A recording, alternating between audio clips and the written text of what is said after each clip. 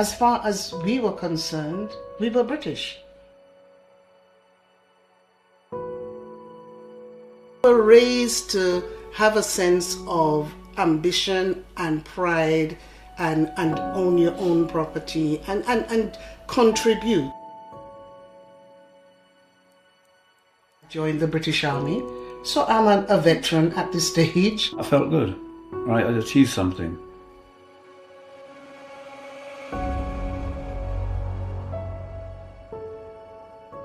We had 3 young children, and our lives just was shattered.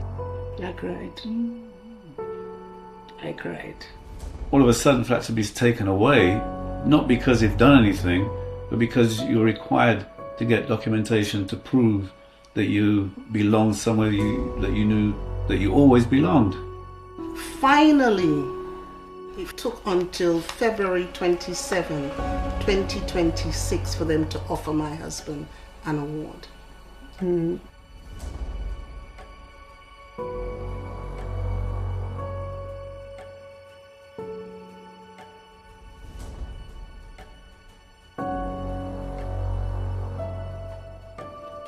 Hetticia McIntosh and Vanderbilt McIntosh were an East End couple who have been battling for half a decade to get compensation for the Windrush scandal.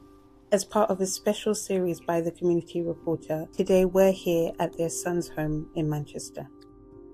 Both of us, he was 5 years old when he came to the UK as a child, and his parents, his father was here from 1954, his mother from 1955, and then he subsequently came over in 1960 and then was issued a British passport for 10 years in 1974 when he applied just through the passport office. So I came when I was 8 years old on a British passport as well, and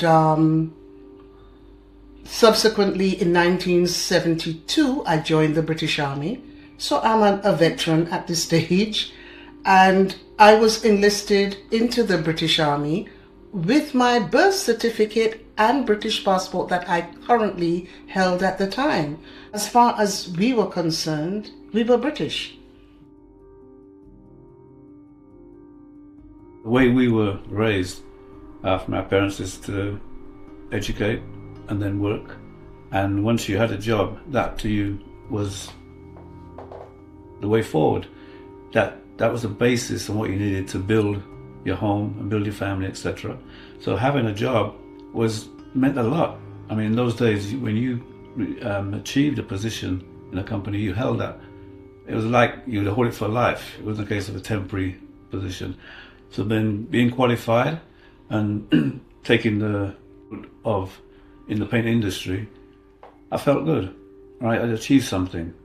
Had a family, my wife, married, 3 children, had a home, which was a major achievement, to get a mortgage. In those days, once again, you've been told to get something concrete. Achieved quite a bit. Hetticia still remembers how happy she was to get the keys to their first home. Into painting and stuff like that, fixing up the home. I remember at the time I worked for a flooring company, Peter Stebbins Flooring, and we gutted the kitchen and had them to resurface the floor. And I realized that part of me, I love the interior designing and so forth. So yeah, that was good to know at that age. We were able, because our parents, my parents owned their own property. His parents owned their own property. Up until my mother died in 2021, she owned her own home. And Vaughan's father's home is still very much in the family. From 1959, they bought that house in Manor Park in East End. It's still owned by his brother from 1959. So we were not we were raised to have a sense of ambition and pride and own your own property and contribute. At one point, the couple even lived in Albert Square, one of the most famous locations in British television history. Square. We lived in Albert Square in Stratford. Okay? And this is to show you how much we were here.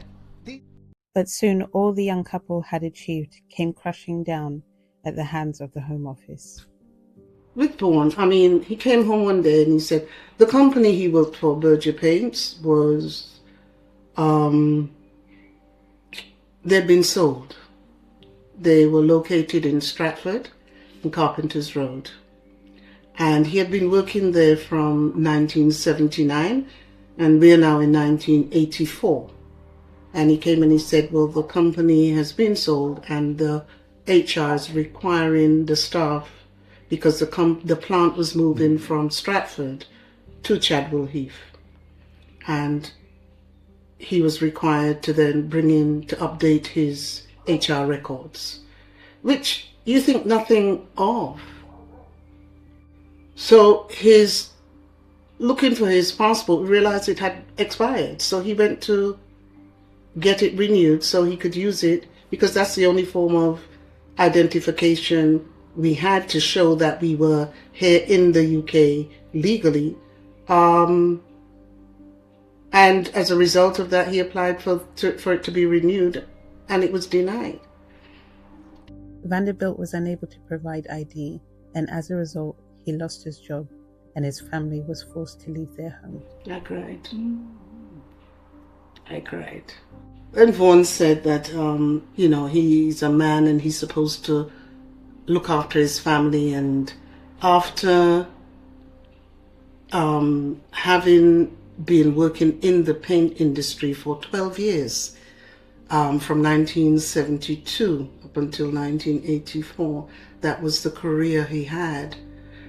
We had 3 young children, and our lives just was shattered. And then after that, it took away something from my husband as well. All of a sudden, for that to be taken away, not because you've done anything, but because you're required to get documentation to prove that you belong somewhere that you knew that you always belonged. For the last 5 years, after applying several times through the Home Office compensation scheme, Vanderbilt has been told he'll receive £0 and 0 pence until now. It took until February 27, 2026 for them to offer my husband an award. Vanderbilt was finally awarded a sum which was split into 2 categories, one for the impact the scandal had on his life and one for loss of employment.